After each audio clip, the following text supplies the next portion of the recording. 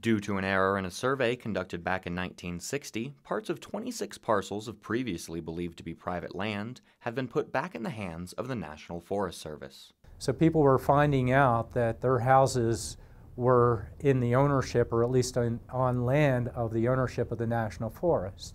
The residents are not being evicted from their homes, but they are required to buy back what is now technically part of a national forest.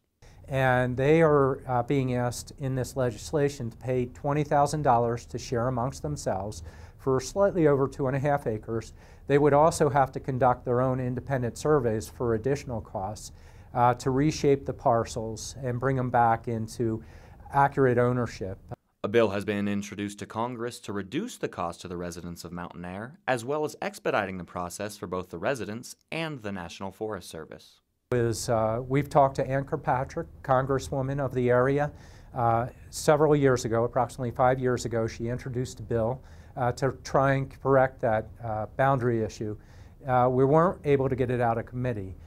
Since then, Congressman Gosar then represented the district, and he introduced a bill. We got it through committee, got it through the House of Representatives, and then at the last minute last year got held up with the budget issues on the Senate side. So we again have a new Congress and have to start the process all over again. County Supervisor Ryan is hopeful that the bill will be passed this year, but in the meantime, residents will have to deal with living on land that is not their own. Those of us who would like to sell our property cannot do this. I don't want to sell mine, but I have a neighbor who's been trying to sell her property for probably 5 years. And every time she gets a buyer or a potential buyer and then discloses what's going on here, she loses the buyer. And of course, our properties have gone down in value. In addition, residents are unable to get building permits for what is technically federal land.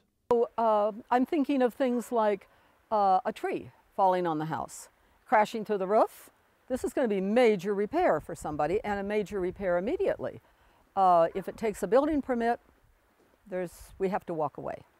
Yeah, none of us are happy about it, but we're all working together, and we're all grateful for what is being done for us. And yeah, and we just hope that this gets resolved quickly. For NAZ Today, I'm Mayson Agnew.